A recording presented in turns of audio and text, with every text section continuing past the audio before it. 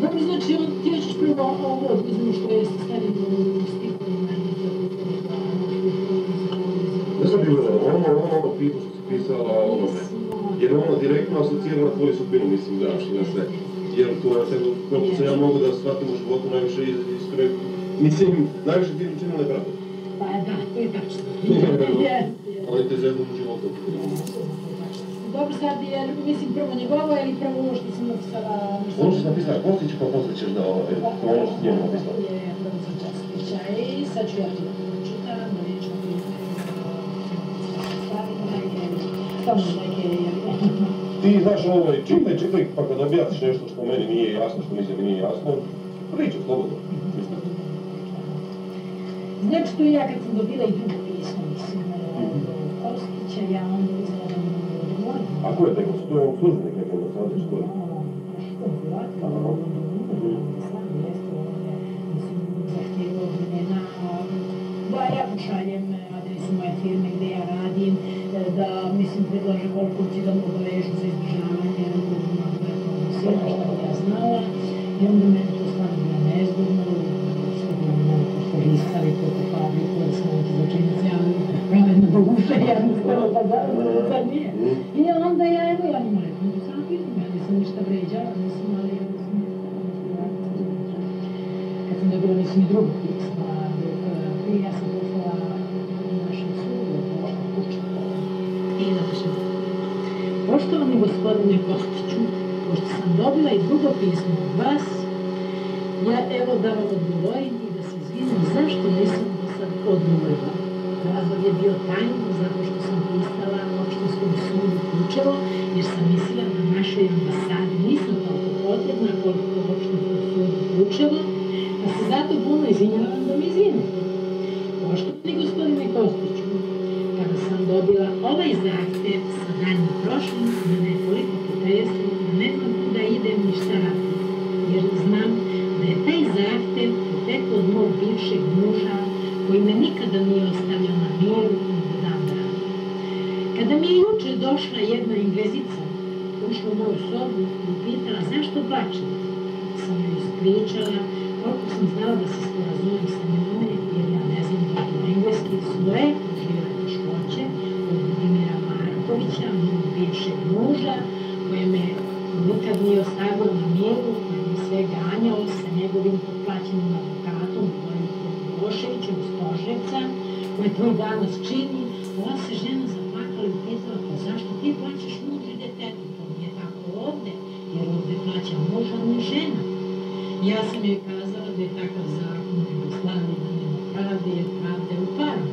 Nemaš para, sve je to u rukama.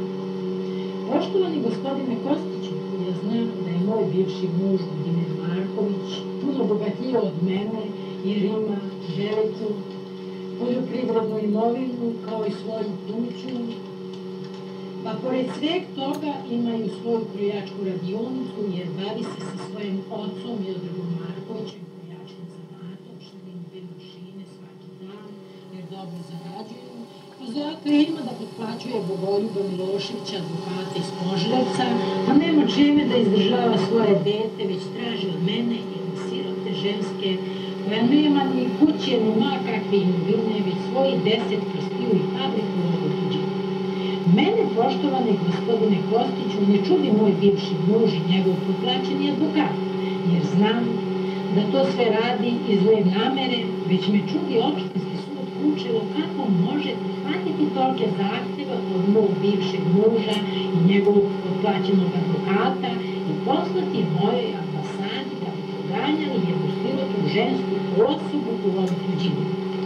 Stvarno, osjećat ću se nezgodno, pravedna duše, bez ikakvog zločina kontrolisite me moja ambasada, kolika mi je tako.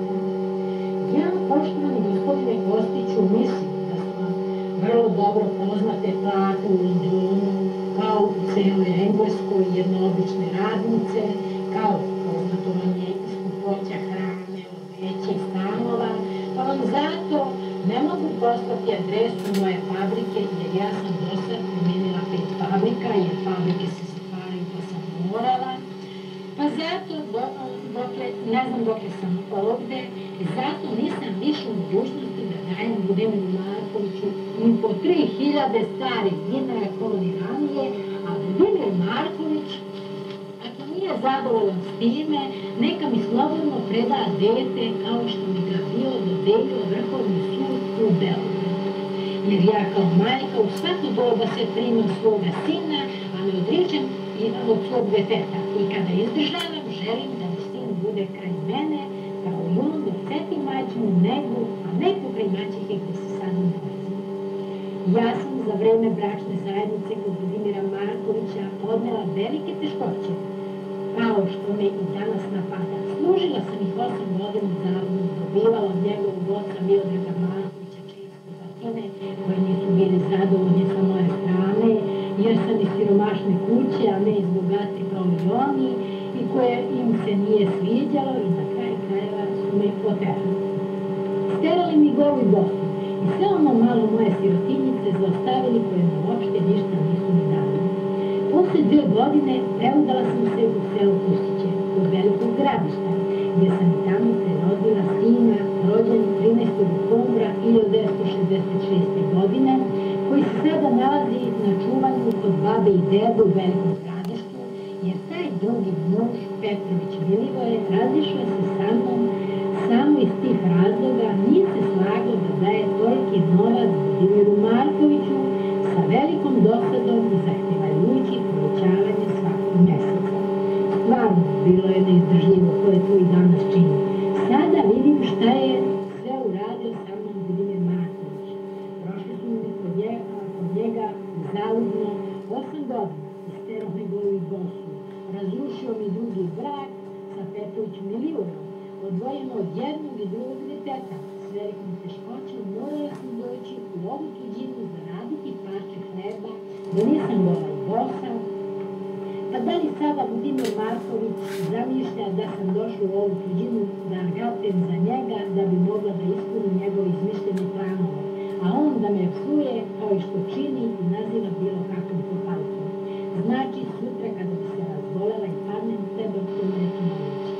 Poštovani gospodine Kostiću, mada znam da vas neće interesovati ovaj deo malo pisane teškoće, ali vam se zahvaljujem što ćete ga pročitati i znati u kakvoj sam situaciji. A zato, poštovani gospodine Kostiću, ako mi ništa ne možete pomoći, ja vas molim kao i opštinski sud Kučevo da me ostavite na miru. Jer stvarno, ovo je neizdržljivo, ovo je Bogu plakati. Zato, bez uvrede, pročitajte ovo moje pismo, ostavite se u moj položaj i recite kako bi se vi osjećali. A sada, poštovani gospodine Kostiću, s poštovanjem primite pozdrav od Laziću lice. A kad je to pisano? A to sam pisala negde možda 70,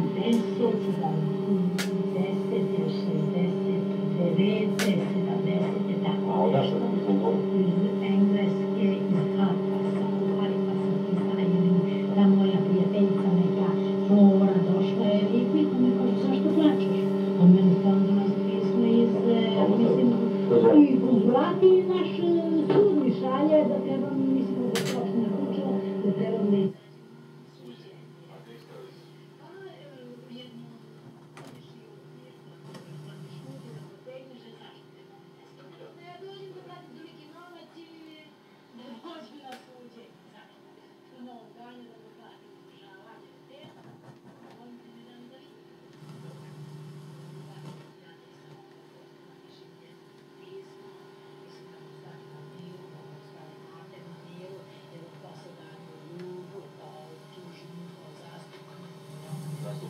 Zastupnika jeste ono meni kao je zastupa tu, ali ono što se zaštiti onaj kuć, što više imam na s njom, sam.